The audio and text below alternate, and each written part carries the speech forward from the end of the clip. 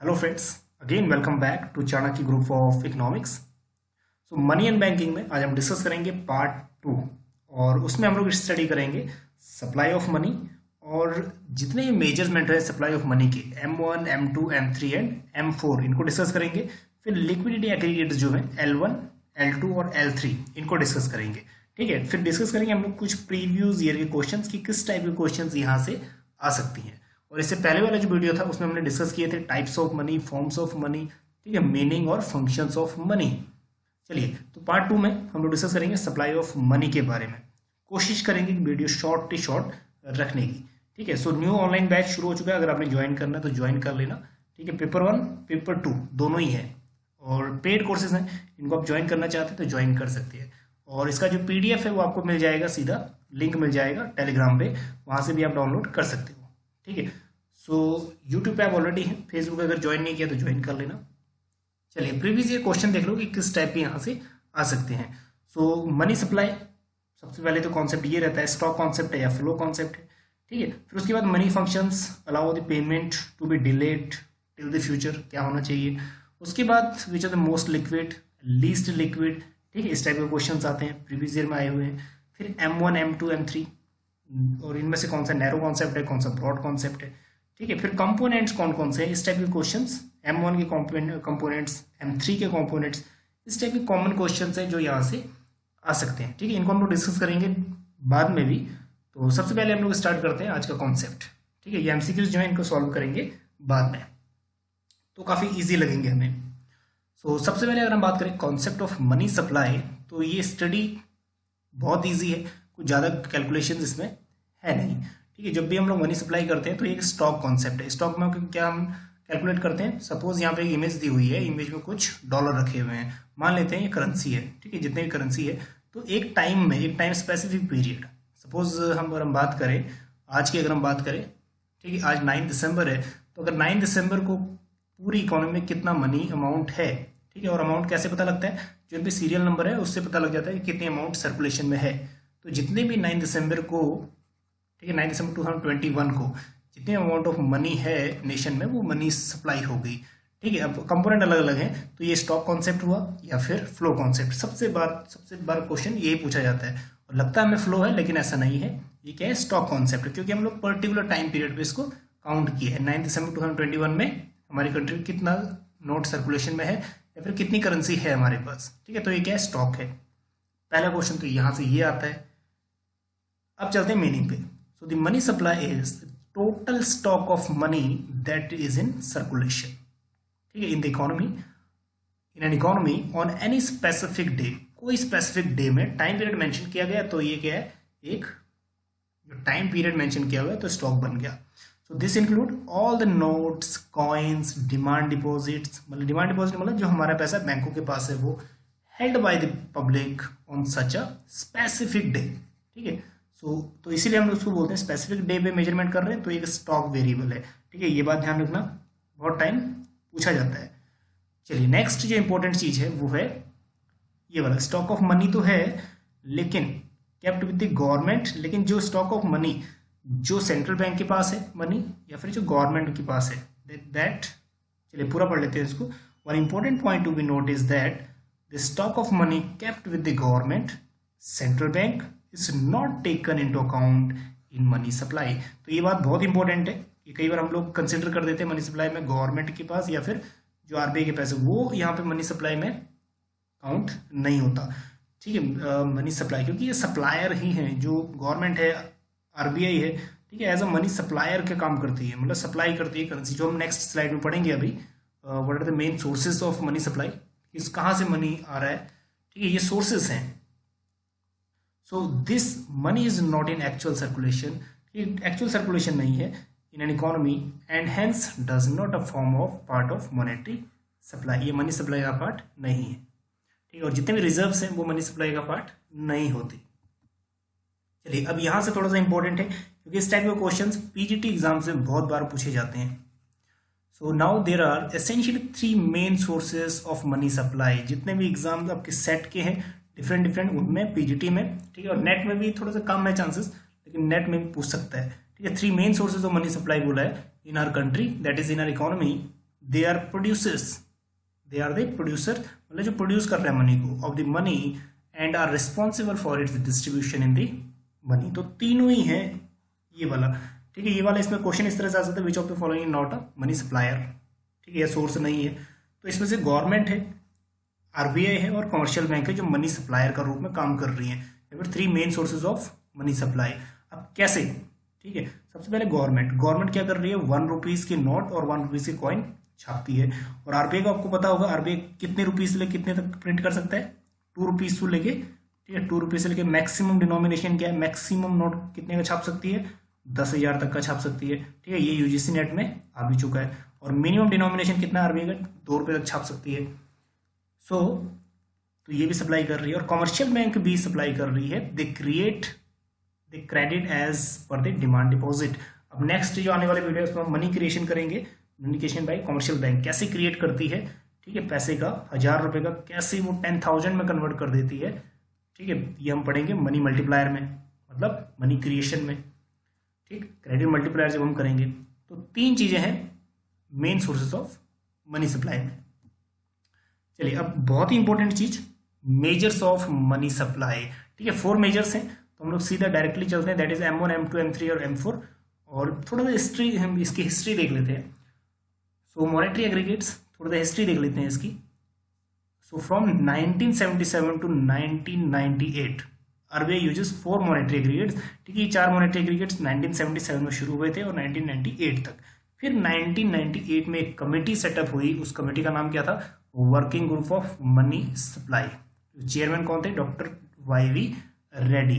तो यहाँ से कुछ चेंजेस भी हमें देखने को मिले, ठीक। तो उसके according used 4 monetary aggregates M1, M2, M3 and M4 to measure money supply. So जो M0 था, ठीक है, मतलब उसको हम बोलते थे reserve money, that is M0। So however measuring the standard changes in 1998, ठीक है, कुछ चेंजेस आए 1998 में। नाउ नोमेनक्लेचर इज, अब जो सिचुएशन बनी वो क्या बनी, M0 को भी शामिल कर लिया गया, दैट इज M0 मतलब रिजर्व मनी, ठीक है। M0, M1, M2 and M3, ठीक है। अब कितने हो गए, ये 4 ही मॉनेटरी एग्रीगेट्स है, लेकिन M4 की जगह M0 हो गया, ठीक है। 1998 में जो चेंजेस हुए थे। नाउ उन चेंजेस को कैसे दिखाया गया, to distinguish new aggregates from old aggregates RBI sometimes mention new aggregates as, जो नए एग्रीगेट्स है उनको ऐसे मेंशन कर देती है, NM0, NM1, NM2 और NM3, ठीक है। चलिए नेक्स्ट, अब ओल्ड जो मॉनेटरी एग्रीगेट्स थे उनको हम लोग डिस्कस करते हैं, ठीक है। From 1977 RBI has been publishing 4 monetary aggregates, that is M1, M2, M3 and M4। 1977 से ही चलते आ रहे हैं, लेकिन 1998 में जो ये कमिटी थी इसने इंट्रोड्यूस कर दिया एक और, दैट इज M0, मतलब रिजर्व मनी, ठीक है, जिसको हम मॉनेटरी बेस भी बोलते हैं। So in the new system reserve money is named M0, मतलब M0, ठीक है, M0 जिसको हम बोलते हैं रिजर्व मनी। ये बात ध्यान रखना, दैट इज रिजर्व मनी। आगे हम लोग करेंगे हाई पावर मनी, तो इसमें थोड़ा सा और क्लियर हो जाएगा ये।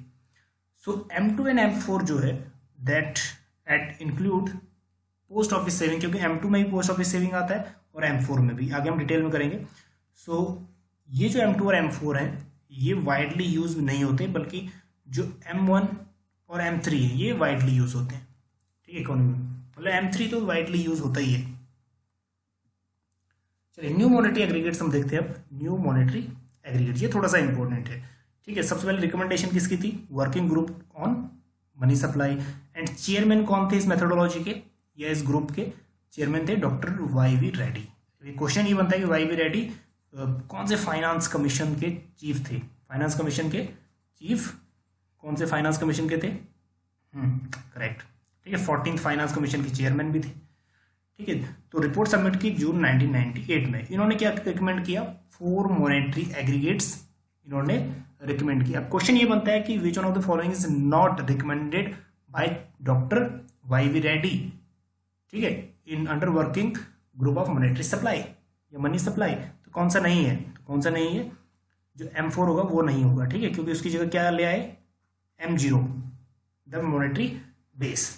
फिर उसके बाद M1 नैरो मनी और M3 ब्रॉड मनी। चलिए अब हम कंपोनेंट्स करते हैं डिटेल में।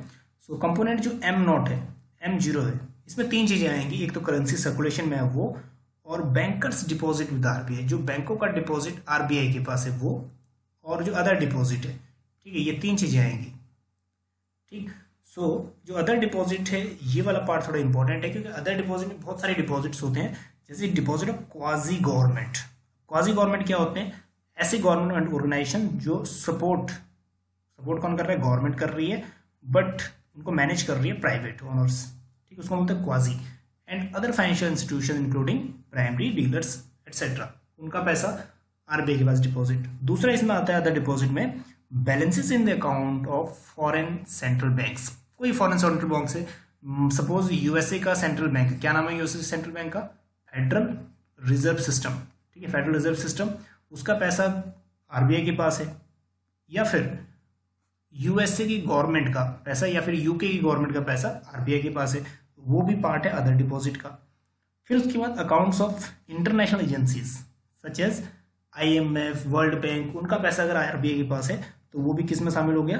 अदर डिपॉजिट में। ठीक, तो तीन कंपोनेंट्स बन गए, एक करेंसी इन सर्कुलेशन, एक बैंक डिपॉजिट विद आरबीआई, ठीक है, जो बैंक डिपॉजिट आरबीआई के पास है वो, और उसके बाद बन गया अदर डिपॉजिट। ठीक, तो ये तीन डिपॉजिट है अंडर M0। अब बात करते हैं नैरो मनी, ठीक है, M1 की। तो M1 में तीन चीजें, हम लोग ज्यादा थ्योरेटिकल नहीं पढ़ते, तो सीधा हम लोग जो प्रैक्टिकल है इसको पढ़ लेते हैं, क्योंकि क्वेश्चन यहीं से ही आता है, आंसर यहीं से क्लियर समझ आ जाएगा। ठीक है, सो M1 में तीन चीजें आती हैं, करेंसी जो लोगों के पास है, और उसके बाद डिमांड डिपॉजिट। डिमांड डिपॉजिट मतलब जो हमारा पैसा कहाँ है? बैंकों के पास है। ठीक, demand deposit with all the banks in the country. तो डिपॉजिट्स में एक बात ध्यान रखना, डिपॉजिट में इसमें सेविंग डिपॉजिट भी आ जाता है, और इसमें जो आपकी एफडी है, ठीक है, वो भी आ जाता है। ठीक, डिमांड डिपॉजिट में मतलब फिक्स डिपॉजिट वगैरह जो आपने करी हुई है वो, क्योंकि उनको विड्रॉ तो कर सकते हो ना। और जो M3 है, M3 जो नेक्स्ट करोगे आप, उसमें टाइम डिपॉजिट आएगा, लेकिन एक बात ध्यान रखना। ठीक, नेक्स्ट है ओडी। ओडी में अदर डिपॉजिट जो हम पीछे कर चुके हैं, ये वाले अदर डिपॉजिट्स। ठीक है, तो तीन कंपोनेंट है, सीसी प्लस डीडी जो हमारा पैसा बैंकों के पास है, और ओडी जो अदर डिपॉजिट्स है। ठीक, तो तीन कंपोनेंट्स है M1 के। ठीक है, ये तीन कंपोनेंट है, C plus DD plus OD other deposit, और अदर डिपॉजिट में ये तीन चीजें आ गई। चलिए नेक्स्ट वन है M2। अब M2 में भी M1 की तरह ही ये तीन चीजें आएंगी। ठीक है, M1 की तरह तीन चीजें आएंगी, that is C plus DD plus OD, और एक चीज प्लस क्या हो जाएगा? Post office saving. ठीक है, पोस्ट ऑफिस सेविंग प्लस हो जाएगा। सो इसमें दैट इज, इसको हम लोग क्या बोलते हैं? M2। इसको भी हम लोग नैरो मनी बोलते हैं। M1 और M2 को हम लोग नैरो मनी बोलते हैं। ठीक है, वैसे नैरो मनी में M1 वाइडली यूज होता है, लेकिन इनको हम दोनों को बोल सकते हैं नैरो मनी। लेकिन M3 और M4 को, ठीक है, M4 को, इनको हम ब्रॉड मनी बोल सकते हैं दोनों को, लेकिन ब्रॉडली बोला जाता है M4। ठीक है, मनी सप्लाई जो ब्रॉडेस्ट है दैट इज M4, लेकिन कई बार हम लोग इन दोनों को ही बोल सकते हैं ब्रॉड मनी, और इन दोनों को बोल सकते हैं नैरो मनी। ठीक, तो M1 plus post office saving इसमें ऐड कर देना है, काफ़ी इजी है अभी। सो जितने भी डिपॉजिट, सी हो गया ये डिमांड डिपॉजिट विद बैंक, और ये हो गया that is current demand deposit या current deposit with banking system, और उसके साथ demand liabilities of saving deposit, मतलब सेविंग डिपॉजिट जो हमारा पैसा है बैंकिंग के पास, दैट इज डिमांड डिपॉजिट में ही आगे दोनों। ठीक है, और अदर डिपॉजिट ओडी, फिर saving deposit of post office, मतलब ये बन गया M2। चलिए फिर आता है ब्रॉड मनी M3। ठीक है, M3, अब इसमें कितने चीजें आ गई हैं? जो M1 के कंपोनेंट थे वो आ गई, प्लस जो टाइम डिपॉजिट था वो आ गया। ठीक है, टाइम डिपॉजिट ऑफ बैंक, तो ये भी इजी है। तो इस टाइप के क्वेश्चंस काफी पूछे जाते हैं, जैसे ये CGPSC क्वेश्चन पेपर है, ठीक है, असिस्टेंट प्रोफेसर का, इसमें पूछा गया M3 के कंपोनेंट्स। UGC नेट में बहुत बार पूछे जाते हैं, PGDL एग्जाम में बहुत बार पूछे जाते हैं। ठीक है, तो इस टाइप के questions. So significance of M3 captures the complete balance sheet of the banking sector, इसीलिए हम इसको क्या बोलते हैं? इसलिए ब्रॉड मनी इसको बोलते हैं, और वाइडली यूज भी होता है। ठीक है, M4 में क्या है? पोस्ट ऑफिस सेविंग आ जाती है, इसलिए वो वाइडली यूज नहीं हो पाता। सो M4 अगेन जितना भी M3 है प्लस इसमें पोस्ट ऑफिस है, ठीक है, वो यूज हम लोग पोस्ट ऑफिस सेविंग इसमें ऐड कर देते हैं, और इसको भी हम लोग क्या बोलते हैं? M4 इज वाइडेस्ट मेजर, क्योंकि इसमें सभी चीजें आ गई। ठीक, इसमें सभी चीजें इंक्लूड होगी। चलिए अब बात करते हैं लिक्विडिटी की। लिक्विडिटी एग्रीगेट्स में 3 लिक्विडिटी एग्रीगेट्स हैं, L1, L2 और L3। हालांकि एग्जाम में बहुत कम बार पूछा गया है लिक्विडिटी, लेकिन हाँ फिर भी याद होनी चाहिए। अब जो L1 है, ठीक है, L2 है और L3 है, ये M1, M2, M3 से थोड़ा सा डिफरेंट है। जो L1 है लिक्विडिटी 1, और लिक्विडिटी का आपको पता ही है, मनी सप्लाई का और लिक्विडिटी का इकोनॉमी में बहुत ज़्यादा फर्क पड़ता है, क्योंकि इकोनॉमी जो लिक्विडिटी कम या ज़्यादा स्टेबल रहे तो ठीक है, ज़्यादा लिक्विड है तब भी प्रॉब्लम है, कम लिक्विड रहे तब भी प्रॉब्लम है। ठीक, तो लिक्विडिटी का मतलब जो कैश है या फिर जो ऐसी एसेट जो इजीली कैश में कन्वर्ट हो जाती है, ठीक है, अवेलेबल मतलब ट्रांसफर हो जाती है इसकी वैल्यू बहुत जल्दी। सो L1 में आता है M3, जो भी M3 का कंपोनेंट किया था ना हमने, M3 plus C plus DD plus OD, ये उसके बाद पोस्टल डिपॉजिट, ठीक है, एक्सक्लूडिंग NSC, जो नेशनल सेविंग सर्टिफिकेट्स होते हैं उनको छोड़ के। और नेशनल सेविंग सर्टिफिकेट का ये क्वेश्चन आ जाता है कि नेशनल सेविंग सर्टिफिकेट्स इनमें टैक्स रिबेट मिलता है कि नहीं, ठीक है, इनकी जो सेविंग होती है ना, तो एक क्वेश्चन देखा था मैंने, उसमें पूछा गया था कि नेशनल सेविंग सर्टिफिकेट के सेविंग में टैक्स में बेनिफिट मिलता है कि नहीं।